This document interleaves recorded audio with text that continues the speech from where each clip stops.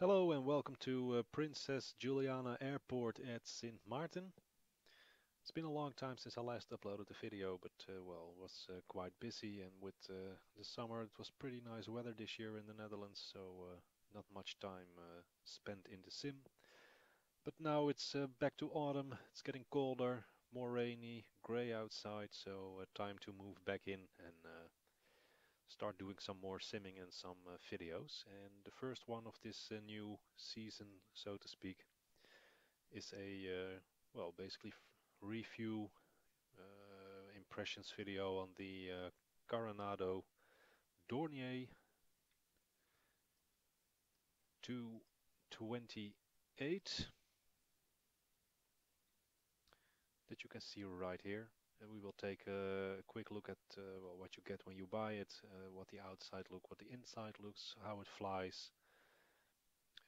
Well, I hope to complete that in about half an hour, 45 minutes, something like that. So let's just get going. Of course, if you buy the airplane, it's very easy. You download it. You just unzip the zip file to your X-Plane 11 aircraft folder. And then you get this little map. And if you go to the documentation map, there's some paperwork included.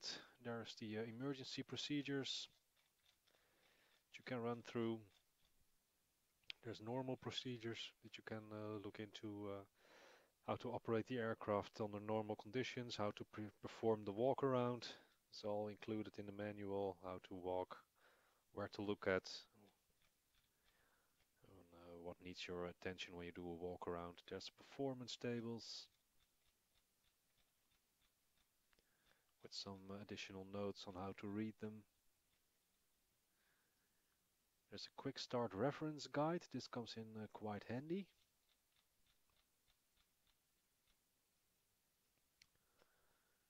There's a reference chart. This is quite important to take a look at before you fly it. First, it has the minimum control speeds, the maximum landing gear speeds, maximum flaps extended speed, and so on. So this is a lot of useful information before you actually go to the skies. And they have also included an X-Plane 11 Flight Management System manual. And that's because the default X-Plane 11 FMS is included in the cockpit of this airplane. Like I said, let's just first take a look at the exterior. Well, once you have installed the airplane and activated it, you can actually use it, which is of course quite convenient if you buy something. What is quite important in my sim, when I've installed the airplane, it pops up on two places in here, but also in the general aviation section. When I select it in here, not everything works correctly, so I have to pick it from the general aviation position. And the main problem is when I pick this one, I cannot select the taxi lights, and I can also not select the number 2 generator and the right hand side battery for some odd reason. And when I select this one, everything works fine. So just my 2 cents. Go for this one under the general aviation section. So let's do a quick walk around the airplane. Very nice exterior model, not much to complain about there. Actually, there's nothing to complain about. It's stunning. It looks really, really nice. Even despite the fact that I have set the reflections in my X-Plane 11 settings to the lowest, still get some very nice reflections in here. Carenado made good use of X-Plane's physics-based rendering options that provides the well, you can basically set the type of material on a model and that will give realistic reflections. So an aluminum surface reflects different than a rubber surface, for example the tires. Now if you take a look, not too close, lots of detail in the airplane, lots of weathering on the liveries, so there's lots of stains, wear and tear that gives the airplane quite a realistic look, so to speak.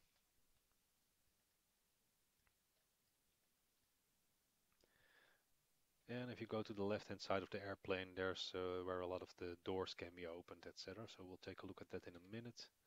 Let's just finish this quick, basically walk around the airplane. Now the airplane ships with a couple of liveries or liveries. Don't know exactly how you pronounce it. I think it's different per region. And you can actually change them quite easy by going to the options menu, which is the O down here.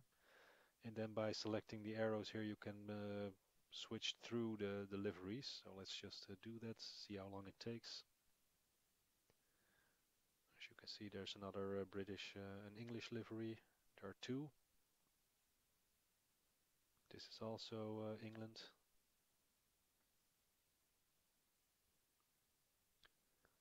We have a what looks like some kind of Air Force livery. I think Esecito sounds Spanish to me, so don't know which country this is.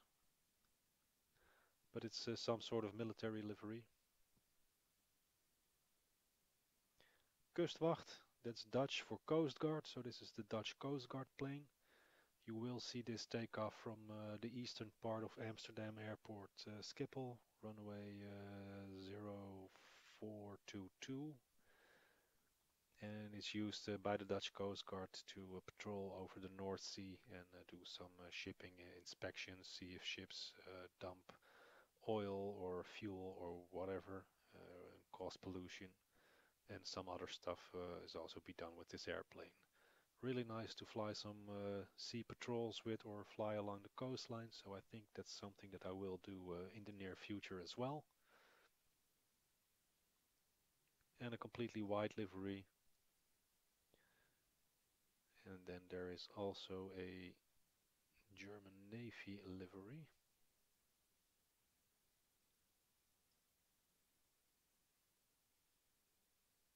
There it is. Marine, that's both Dutch and German for Navy.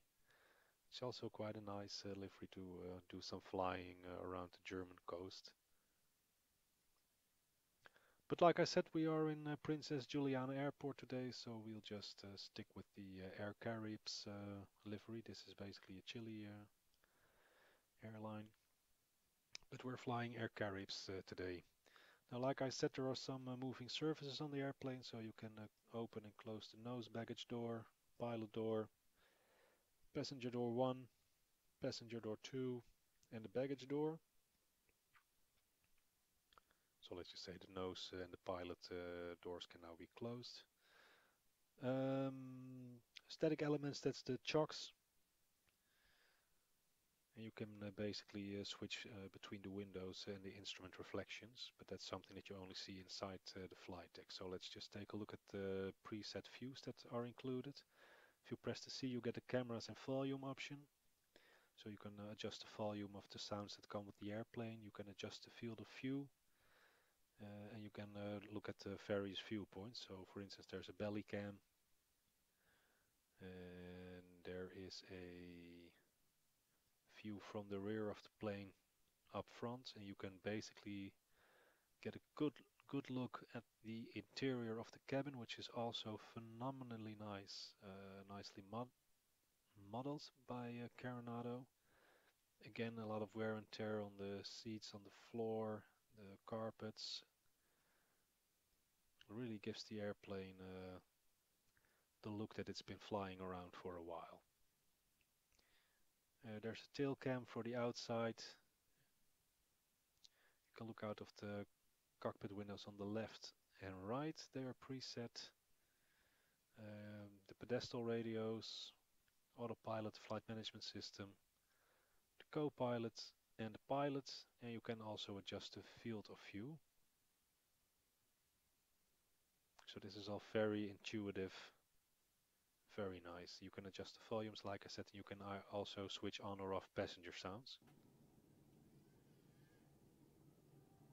I usually switch them off. I think it's kind of annoying, and especially if you have the German Navy or the Coast Guard livery, you don't want to hear passengers all the time because that's not very realistic to hear children play in the back. But anyway, like I said, we're gonna take a short flight with this thing. The final one basically is the autopilot system. But let's start up the airplane and go for a little flight. And I think what we will do today is take off from Princess Juliana and go to St. Bartholomew. Maybe Saba, but I think St. Bartholomew is nicer. But we'll look into that in a minute. So let's just start her up and be on our way. So in order to start up the plane, you first set the master switch on and both the batteries on. We need to switch on the anti-collision and the nav lights. We need fuel pumps and seatbelt and no smoking signs can be switched on already. The rest we'll do after the engine start. Now the engine starter is down here on the lower part of the overhead panel. The pumps, they are already set correct, so you don't have to manipulate them. You can if you want to. But today we will set the main igniters to start. You press Enrich and flip the start switch.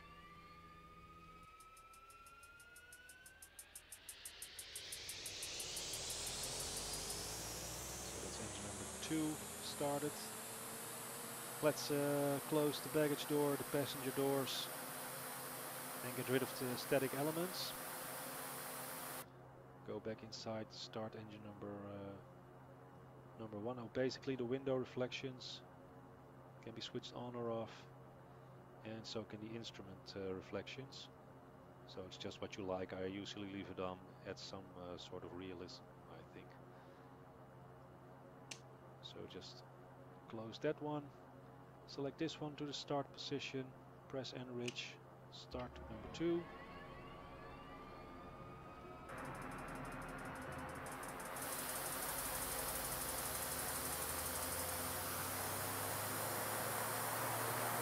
see very, very nicely animated startup for this airplane.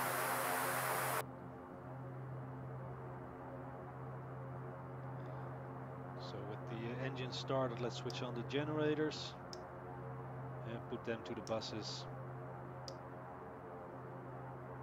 We can set taxi lights on, and I usually switch on the pitot heats. And that's basically it. We are almost ready to go now. We will switch on the radios by the radio master. Navigation goes on, the radios will go on. And we will also set the engine power levers from low to a little over cruise, because we will need that for taxi. Release the parking brake.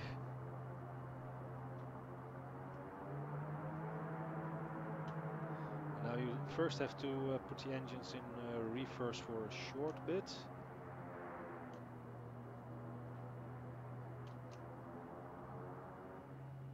Then we can actually go.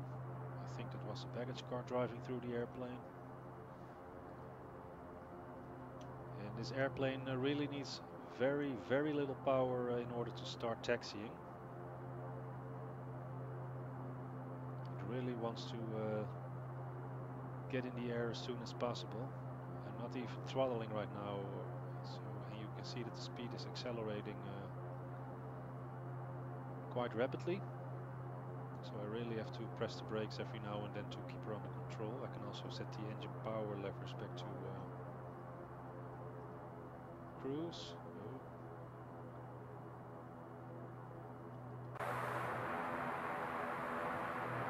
But let's taxi to runway 10 for a quick takeoff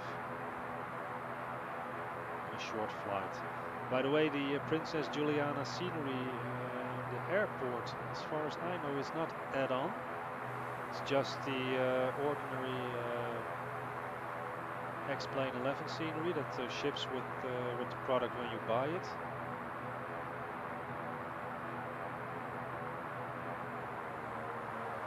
But I have installed some photo scenery, and that's from zonephoto.explain.fr. That's the tiles for both St. Martin and St. Bartholomew. Oh, we're going way too fast.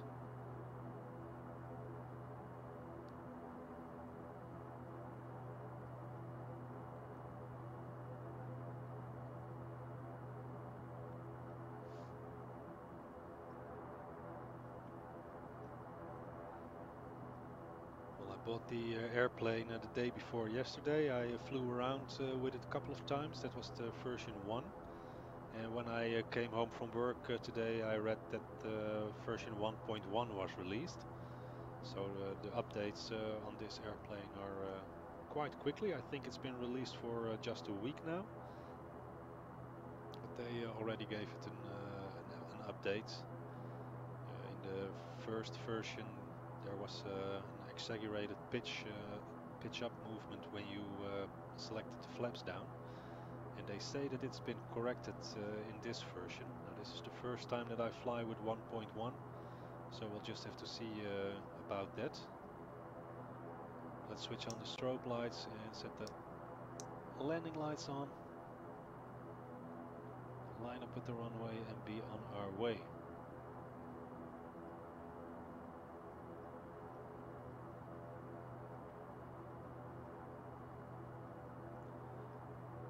Basically, I didn't have to taxi all the way back to this point because this airplane only needs a very, very short runway. Minimum operating speed is about 80 knots, so I usually accelerate to about 100 knots and then pull back on the yoke, go to the skies. But anyway, we are lined up with the runway 10. Let's set the engine power levers to high.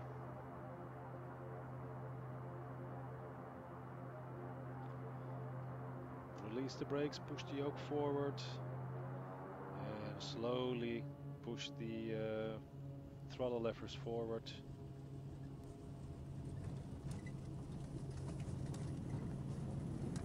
There we go, 80 knots, 100, rotate, gear up.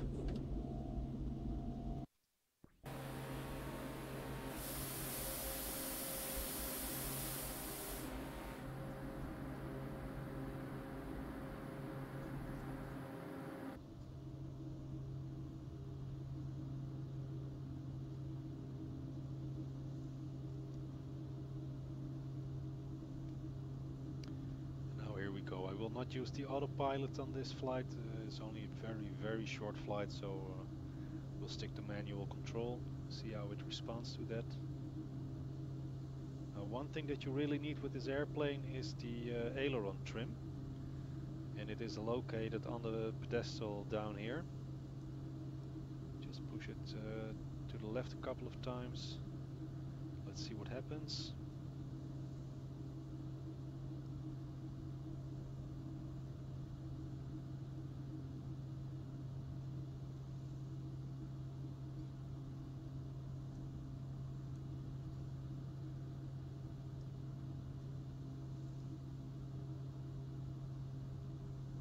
Like the airplane is quite stable now. Let's just pull it wings level, release the yoke. Now the airplane is actually tilting to the left, so let's put it on the aileron trim, tick to the right.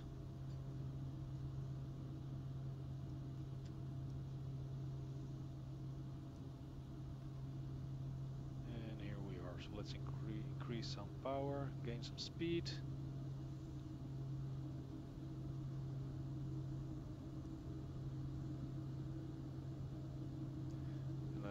Made a flapless takeoff because, well, the runway is long enough for this airplane to gain enough speed to climb out without flaps.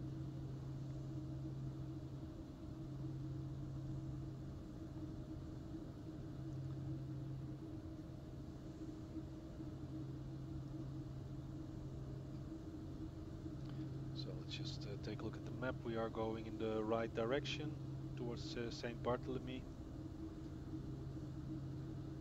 The airplane keeps tilting rolling to the left a little bit, so let's add in a little bit more aileron trim to the right.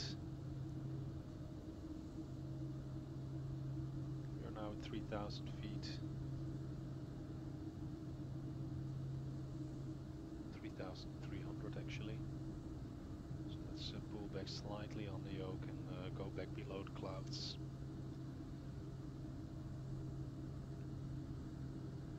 Because behind the cloud we can already see the beach of St. Barthélemy.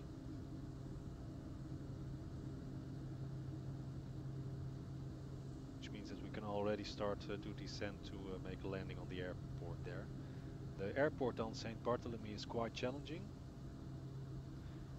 It's orientated in almost east-west direction, same direction as Princess Juliana.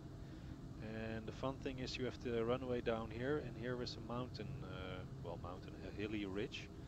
And you have to fly very low over the hills, quite a steep dive onto the runway, then flare and try to put the airplane on the ground in one piece. It's quite challenging, very nice to do. And it's the fun thing of this airplane, the Dornier 228, that it's a really nice airplane to make like the small numbers, to fly small numbers of passengers or cargo to very remote areas and challenging airstrips. So it's quite something quite different from the normal airliners or the airliners that I normally fly. But that makes it very nice. The airplane handles beautifully on manual control. It's a really joy to fly.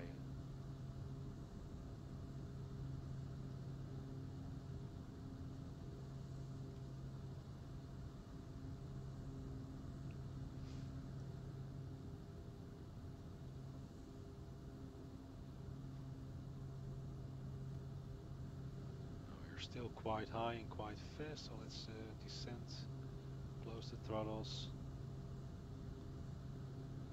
See if we can lose some altitude and some speed before turning in for an attempt to land on St. Barthélemy. So let's just raise the nose slightly, reduce the rate of descent, trim the airplane. If you see the red light flickering here, you see that will occur once the trim is moved. So whenever I trim, I get a notification from the airplane by a red shiny light. Let's turn in for a right turn now. Lower the landing gear.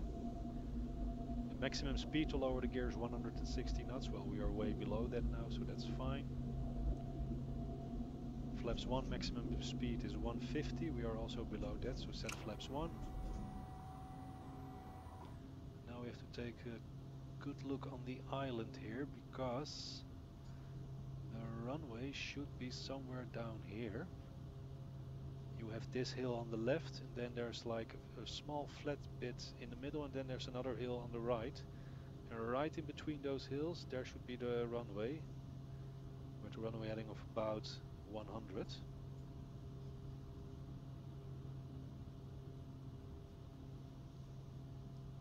So let's continue a slight descent, trim the nose up a little bit.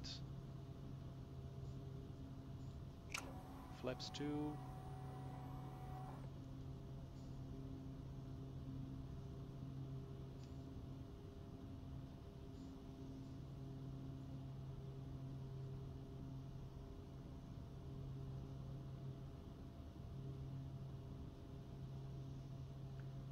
The airspeed at 100 knots at flaps full now. We have to take a look at the displays here. Yeah, the runway is basically behind this hill here, behind those trees. So we'll just keep flying this heading for now, and then we'll make another very shallow right-hand turn to try to line up with the runway.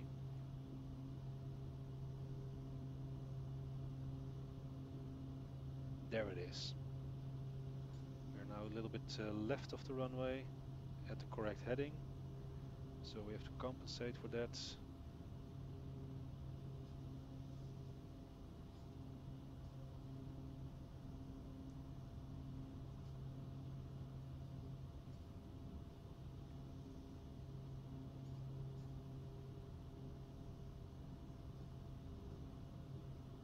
See, this is the runway down here. We are now coming up to the hill. We have to fly over this road here and then put the nose down for a bit of a dive.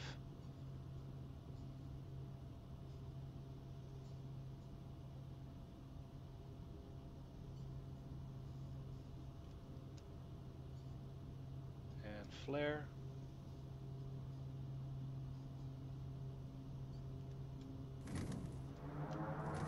Reverse, manual braking.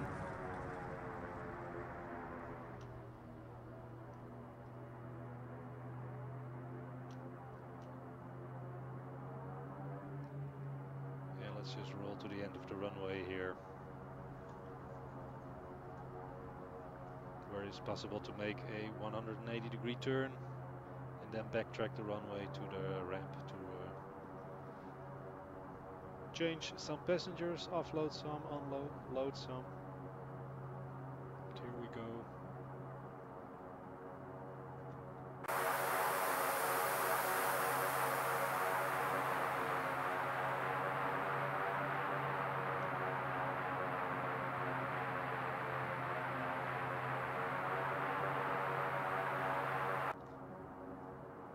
And I will set the prop power levers, or the engine power levers, slightly back. Retract the flaps.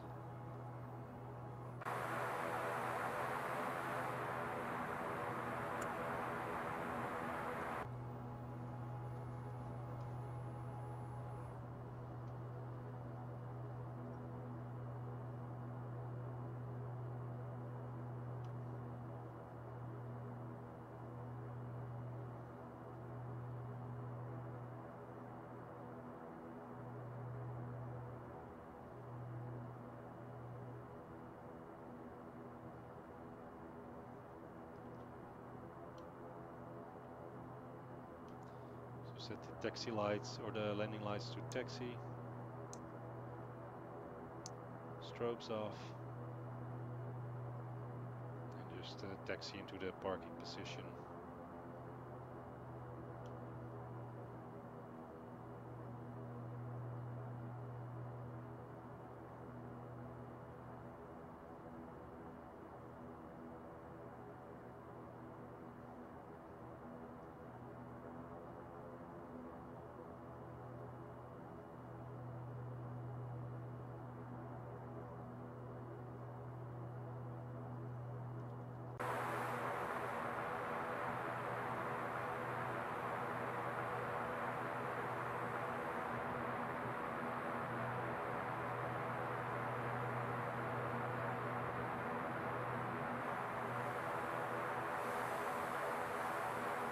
Some room on the taxiway.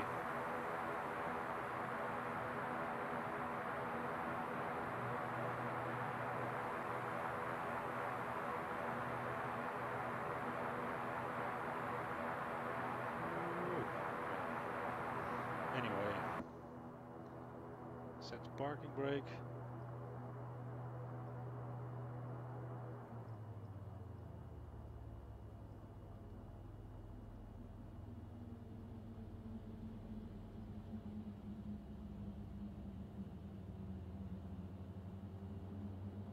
Let's just switch the engines off now.